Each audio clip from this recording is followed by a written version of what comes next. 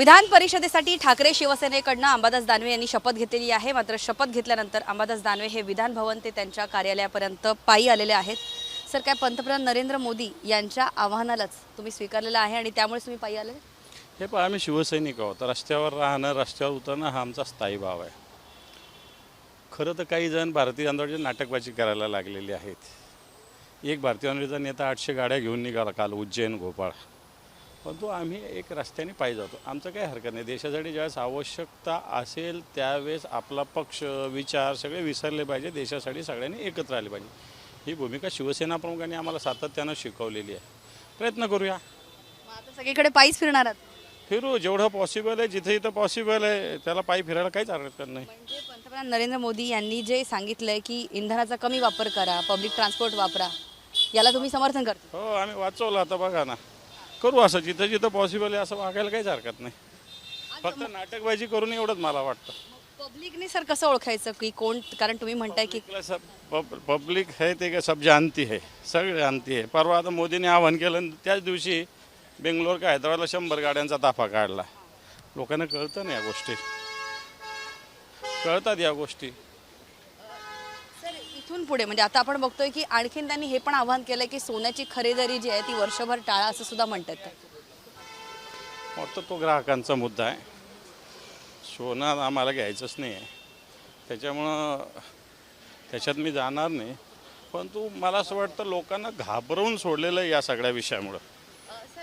त्याचबरोबर दूध जे आहे, दूध ते आज 2 रुपयाने महाग झालेलं आहे। दूध आणि CNG याची सुद्धा जी आहे ते आता प्राइस वाढलेले आहेत। याकडे कसं मी बोलेल, दूध खरं तर शेतकऱ्यांकडून किंवा दूध उत्पादक शेतकऱ्यांकडून जे दूध येतं त्याला जर भाव वाढवला तर इकडे भाव वाढवायला काही हरकत नाही। पण तिकडे शेतकऱ्यांना कमी भाव द्यायचा आणि इकडून ग्राहकाकडून जास्त भाव घ्यायचा, हे चुकीचं आहे। तर आज कॅबिनेट सुरू आहे, मात्र दुसरीकडे कांदा उत्पादक शेतकरी जो आहे तो प्रचंड त्रस्त आहे। अक्षरशः अनेक शेतकरी जे आहेत त्यांनी कांदा उत्पादन अक्षरशः जाळून टाकलंय त्यांचा, कारण फायदाच नाही। अशामध्ये शेतकऱ्यांच्या हितासाठी काम करणारं म्हणणारं सरकार जे आहे ते कांदा उत्पादन शेतकऱ्यांना न्याय देऊ शकेल का?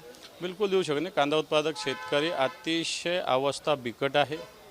कांदा 50 पैसे रुपयाने सुद्धा किलोनी जात नाही, अशा प्रकारची स्थिती आहे।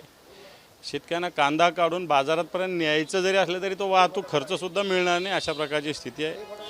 खरं तर नाफेडनी कांदा खरेदी केली पाहिजे। हमी भाव याला किमान 2000 रुपये मिळाला पाहिजे। अनुदान मिळालं पाहिजे, ज्याचा कांदा नुकसान होते त्याला किमान 1500 अनुदान दिलं पाहिजे।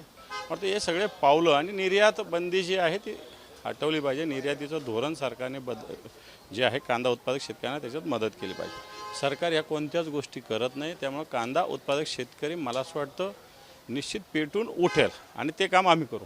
शेवटचा प्रश्न, आता तुम्ही विधान परिषदेची शपथ घेतलेली आहे, एक सामान्य शिवसैनिक म्हणूनच तुम्ही नेहमी, कार्यकर्ता म्हणूनच तुम्ही नेहमी काम केलेलं आहे।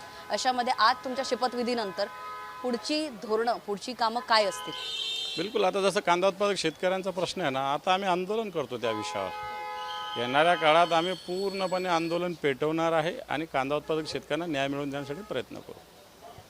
होते अंबादास दानवे, ज्यांनी आज विधान परिषदेसाठी ठाकरे शिवसेनेकडनं आणि एकूणच महाविकास आघाडीकडनं जी आहे ती शपथ घेतलेली आहे। मात्र पंतप्रधान नरेंद्र मोदी यांनी इंधन वाचवा अशा प्रकारचं जे आवाहन केलेलं आहे त्याला स्वतः ठाकरे सेनेचे अंबादास दानवे यांनी सुद्धा समर्थन करत ते स्वतः त्यांच्या कार्यकर्त्यांसोबत पायी त्यांच्या कार्यालयामध्ये पोहोचलेले आहेत। आणि आता विधान परिषदेची शपथ घेतल्यानंतर सर्वात पहिल्यांदा कांदा उत्पादक शेतकऱ्यांचा प्रश्न हाती घेणार अशा प्रकारचं एक वक्तव्य, अशा प्रकारचं एक धोरण जे आहे ते अंबादास दानवे यांनी जय महाराष्ट्राशी बोलताना सांगितलेलं आहे। व्हिडिओ जर्नलिस्ट राजेशसह ज्योत्स्ना गंगणे, जय महाराष्ट्र, मुंबई।